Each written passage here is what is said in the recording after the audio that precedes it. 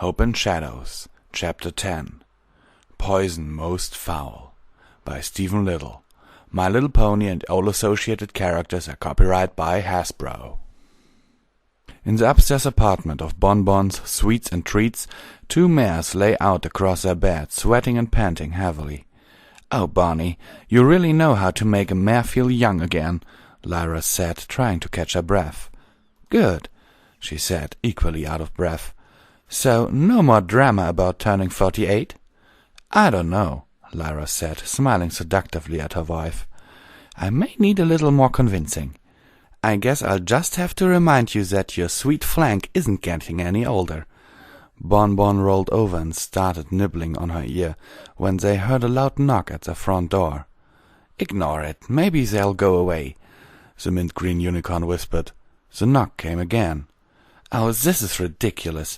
I'll go see who it is and get rid of them. Then you and I can get back to more pressing matters," Bonbon said as she trotted out the door, shaking her rump at Lyra as she left. Lyra snuggled with her wife's pillow.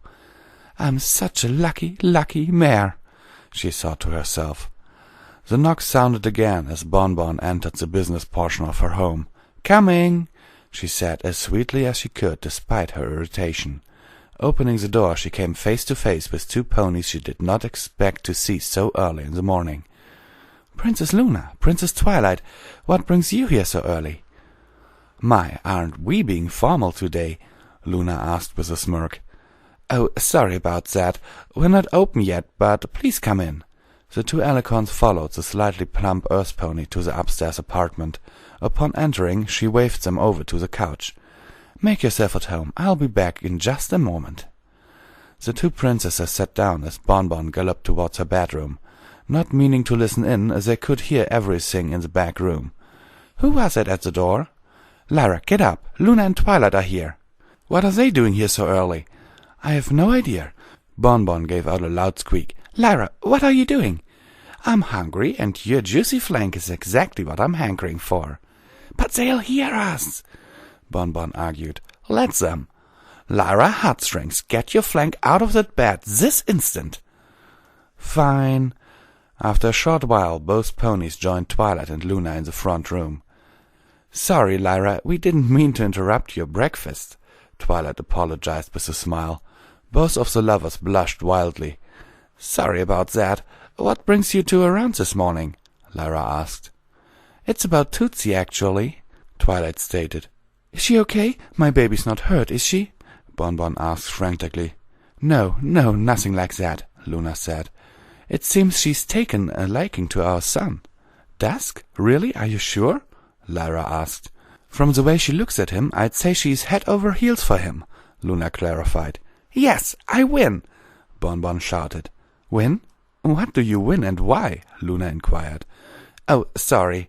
Lyra and I had a wager concerning whether Tootsie would like a stallion or mares." "What were the stakes?" Twilight asked. "Well, if Lyra won, she'd get a lap dance from me any time she wanted for a month." "Oh, very nice," Luna said. "And now that you've won, what will you receive?" "Lyra has to use her, horn trick on me whenever I ask her for the next month." "Horn trick?" Twilight asked. "You might as well tell them, Bonnie." Lyra sighed. "Lyra discovered a way she can use her ability of levitation and shielding to give herself a cold hood made of magic and energy." "A what?" Both royal ponies gasped. "A penis made of magic," Lyra said. "It feels real, but it's only magic and energy. As soon as you lose focus, it disappears." "Lyra, I'm going to want you to show me exactly how you accomplish this, but back to the task at Hoof. Tootsie and Dusk," Twilight said. "The wedding of my 3 crusaders is coming up, and I have a way to get these two together." Luna leaned towards the other two mares. "Here's my plan." In Canterlot, a carriage approached the Echelon Estates, a collection of high-priced mansions in a gated community. "Daddy, are you sure you want to do this? They made it fairly clear they wanted nothing to do with us," Sweetie Belle said. "I know, Angel, but this has gone on long enough. For your mother's sake, I need to try to make peace between her and your grandparents," Spike stated. "Bell's right, father, but there's nothing else too. If they were worked up because Belle was born out of wedlock, how are they going to feel about her marrying a dragon?" Garnet asked. "Or Belle marrying another mare, for that matter." As the carriage came to a stop, the driver called to his passengers, "Sir, we've arrived at the Filigree residence." After unloading from the carriage, Spike paid the driver, and they walked up to the large double doors of the rather impressive-looking house. The purple dragon pulled a long tasseled rope that hung just to the right to the front door. They heard the chiming of bells and waited. A completely white earth pony with a black mane and snarly attitude answered the door. "Can I help you?" "Yes, you can. Are your masters at home this morning? We would have words with them." "And you are?" he asked. "Sir Spike Swift-Talon." "Right this way, sir." The butler escorted them into an expansive foyer. "Only Master Reginald is here at present. If you would be so good as to stay here, he will be with you shortly." Spike nodded to the pony as he left the room. As the servant left the room, Garnet and Sweetie Belle looked to their father.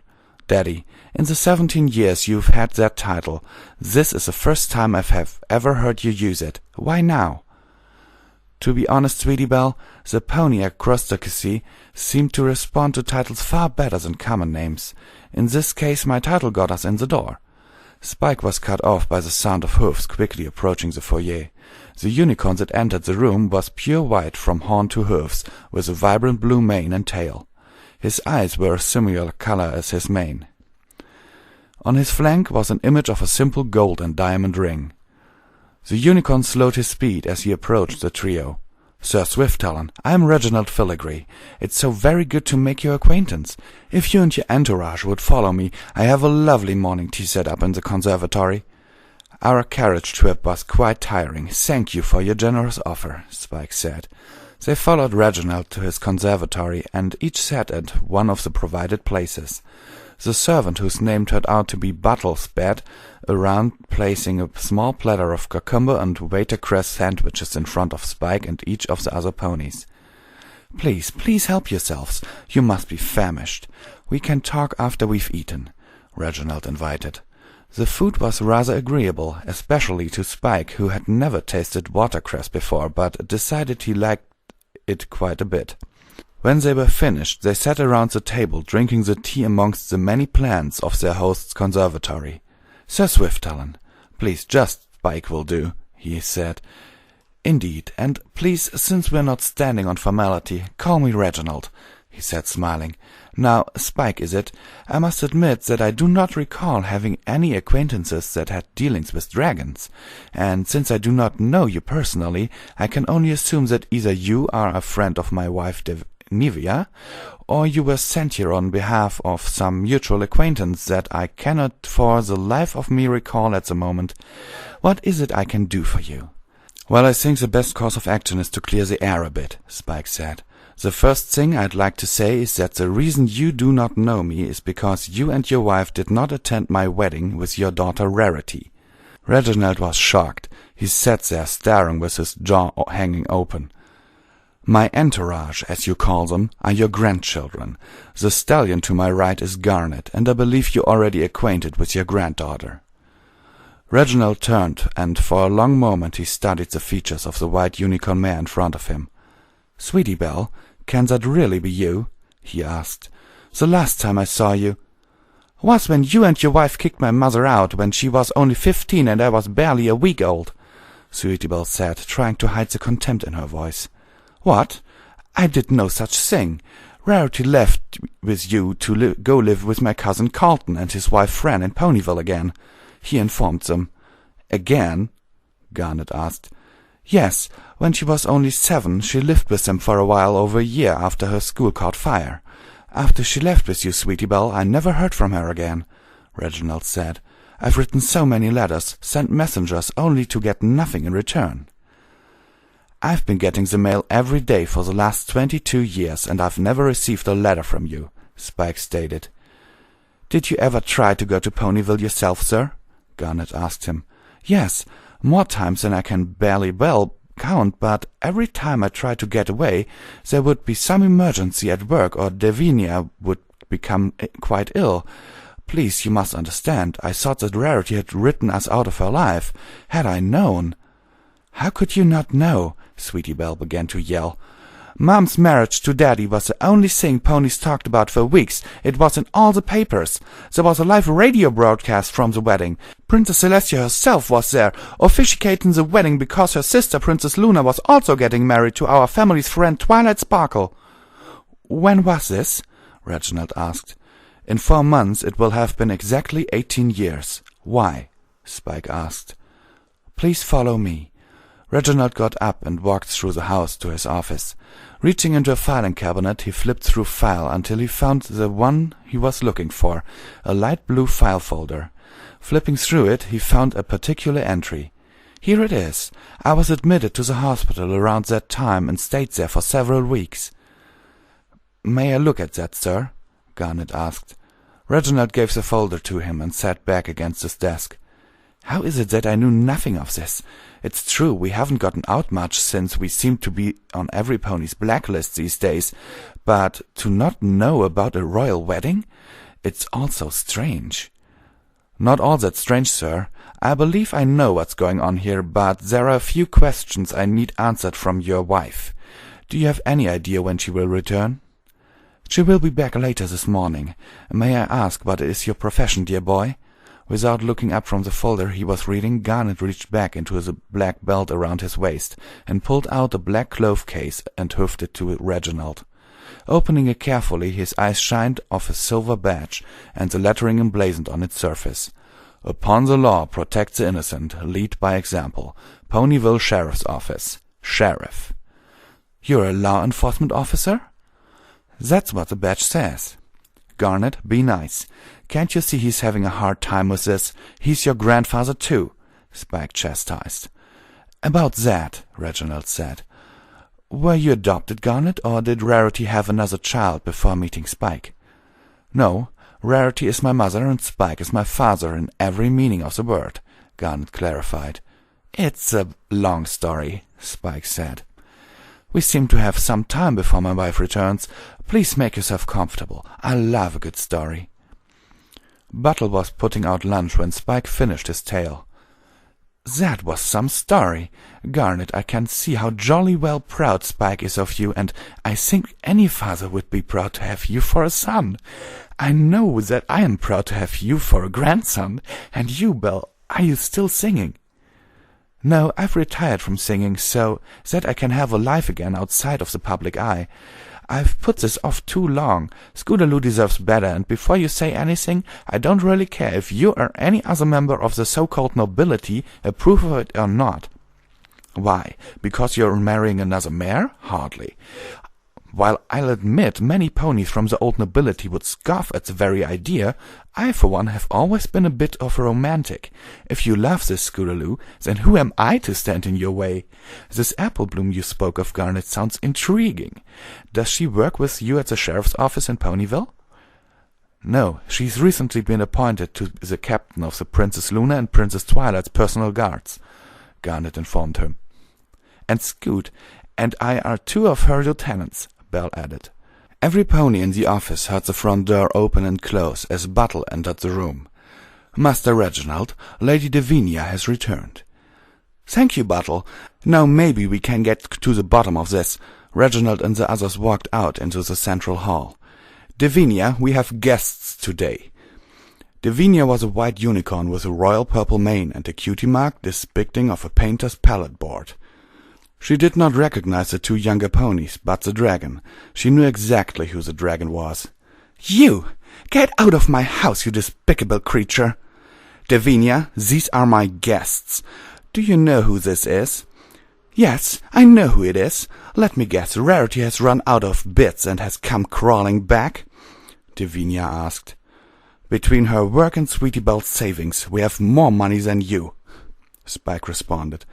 "Didn't you notice the gowns the princesses were wearing at the last Grand Galloping Gala? Rarity made those and half the dresses being worn at the gala and the Canterlot garden party 3 months before. Fancy Pants himself ordered a new suit from her." "You honestly expect me to believe those lies?" Davinia asked. "Don't you dare impugn my honor," Spike shouted, flames erupting from his mouth. Davina took a step back. You were the one who cast out Rarity and your newborn granddaughter. What do you want, Dragon? The unicorn asked in an off-hoofed manner. Whatever's the problem between you and Rarity, I want it to end today. I assume you have proof of your claims? Davinia asked. Sweetie Belle reached into her saddlebag and pulled out a heavily wrinkled letter and gave it to Reginald. I need to step out for a moment. I would say happy reading, but there's nothing happy about it. Belle stepped out as Reginald began to read. Walking out in front of the mansion, Sweetie Belle breathed in the fresh air. Placing her hoof over the moon pendant she wore, she pressed it against her chest and concentrated hard. In her mind, she could hear the princesses of Equestria. Your Majesties, I am sorry to be contacting you in this manner, but I would do so if it wasn't important. What troubles you, Sweetie Belle? Princess Celestia asked. I'm here at my grandparents' residence with my father and brother. Father has insisted on confronting my grandparents concerning their problems with Rarity. I think my grandmother is about to be revealed as a pony that not only has tampered with my mail, but may have also endangered her husband to keep him from contacting Rarity. I know this sounds confusing, but I need help. I have a feeling she will not go quietly, and I may need some assistance. If you could send a few guards, it would be very helpful. We will all do what we can, Lieutenant Bell. I'm sorry that you should have to deal with this so close to your wedding, Luna offered. Thank you, Princess. I should get back inside in case something happens. My thanks to you all. Belle sighed deeply and slowly walked back inside to catch Reginald finishing the last bits of the letter. How could you? Reginald yelled at his wife. You would dare involve me in this deception? It's no wonder Rarity hasn't tried to contact us since you threw her out. Don't be so naive. Her tryst with that stallion not only hurt our standing in what is left of the nobility, but our entire family has been damaged by it. Haven't you wondered why we haven't been invited to a single event in nearly 22 years? We've lived like hermits, surviving off our individual accounts. When was the last time you got an order? When was the last time one of my paintings hung in a gallery, let alone sold? She did this to us, both of us, Davinia yelled. Actually, everything you accused your daughter of, you did yourself, Princess Celestia informed her from where she stood in the foyer. The elite of Canterlot have taken quite a liking to your daughter. I must admit that while some of her fashions are a bit adventurous for me, she has a way with the needle.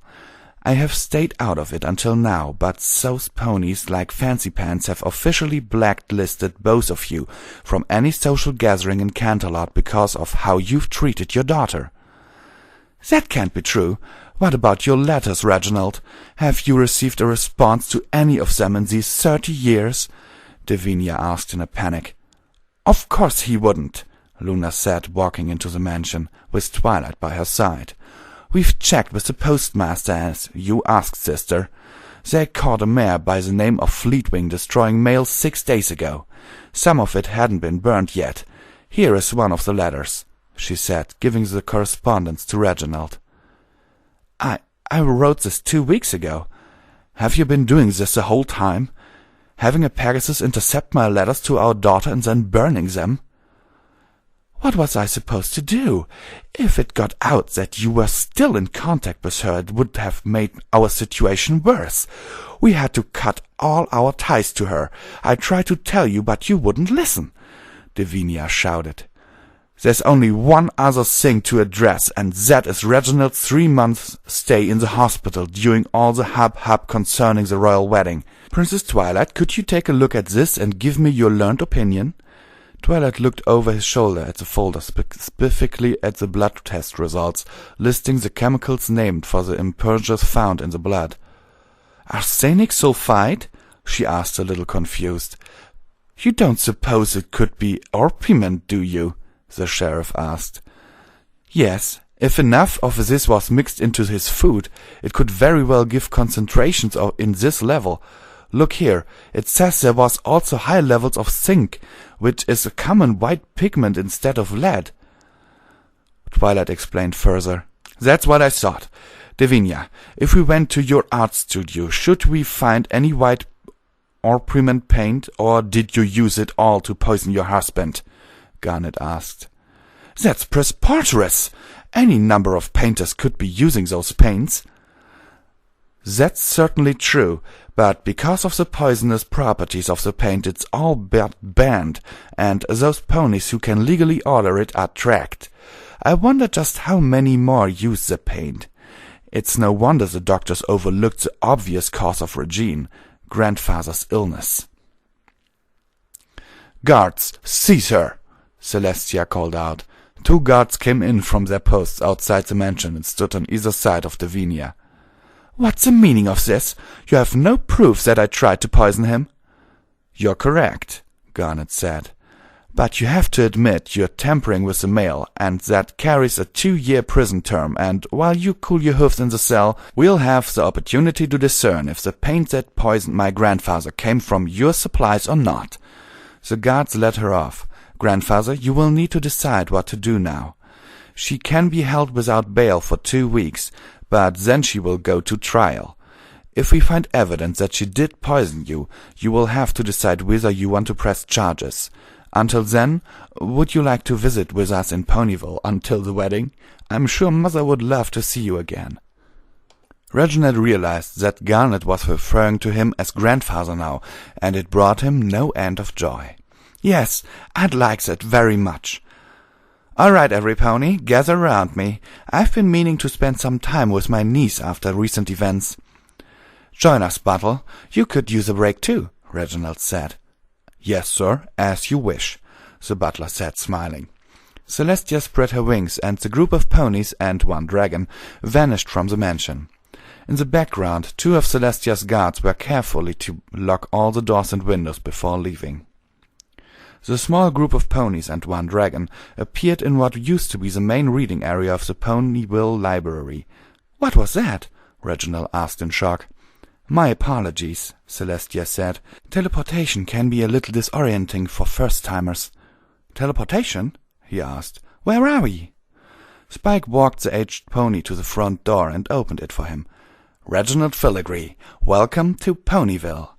The elder pony looked out the door and saw below the small hill that the library sat on was Ponyville's town square. Off to the right looked like the entrance to a small group of shops with a central market off to the right. Directly in front of him he could see the city hall and the Founder's Fountain. Far off to the left on the other side of the river is our place. "You think you're up for a short walk?" Spike asked. "Wouldn't mind a long walk. This town looks absolutely charming," Reginald told him. Luna tapped Sweetie Belle on the shoulder. "Are you still performing at the wine club tonight?" "Of course, why wouldn't I?" Reginald turned away from the doorway to face his granddaughter. "I thought you said you were retiring from the stage." "Oh, but I still want to practice my singing from time to time. That plus Berry Punch offered to cater all the wine at the wedding for free if I perform tonight." "Now that sounds like a filigree if I ever heard one. Thrived in sense," he said. Sweetie Belle sighed softly. "Reginald, I understand what happened, and my mind tells me that you were a victim in this as much as me and Mom, but my heart isn't ready to forgive just yet. Please understand, for the last 18 years I lived under the idea that, with the exception of my mother, Spike and Garnet, my family wanted nothing to do with me. I felt shunned and hated, and I decided that if I weren't good enough for you, then you wouldn't exist to me. That's a lot of anger and hate to simply drop all at once." "I understand, Sweetie Belle. Take all the time you need. I'm a patient stallion. I hope we can at least be friends for now," he said hopefully. "I'll try," she said with a small smile.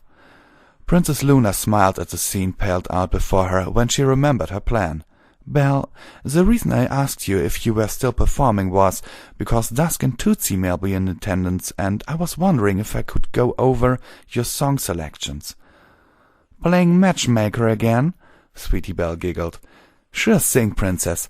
Why don't we go into the dining room and see if we can find a song for them?" Sweetie Belle and Luna left the room as Garnet headed for the door. "Wish I could stay, but I have some, paperwork to finish up."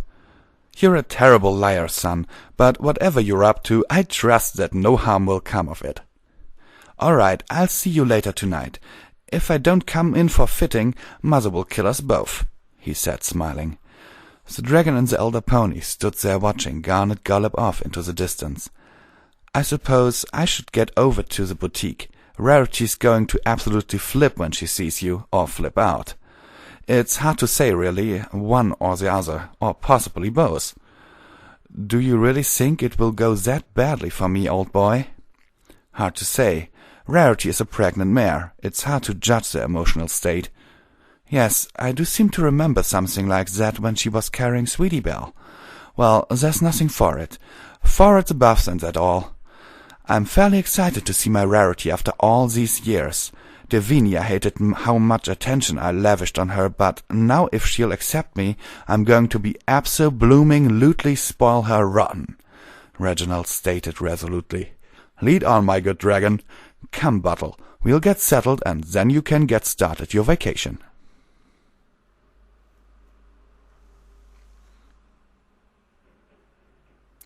Wow! I love this, really.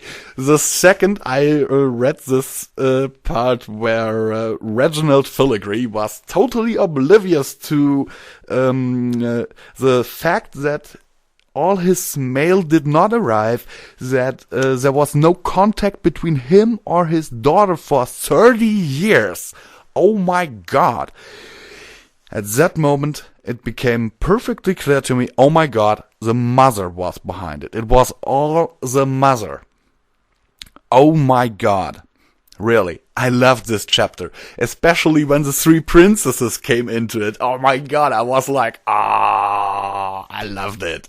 Seriously, I'm sitting here at 3 p.m. and I was like, oh my God, that can't be true. That just can't be it. It totally blew me. Okay, guys, girls, Package Sisters, bronies, I wish you a good day, and signing off, Visual Pony.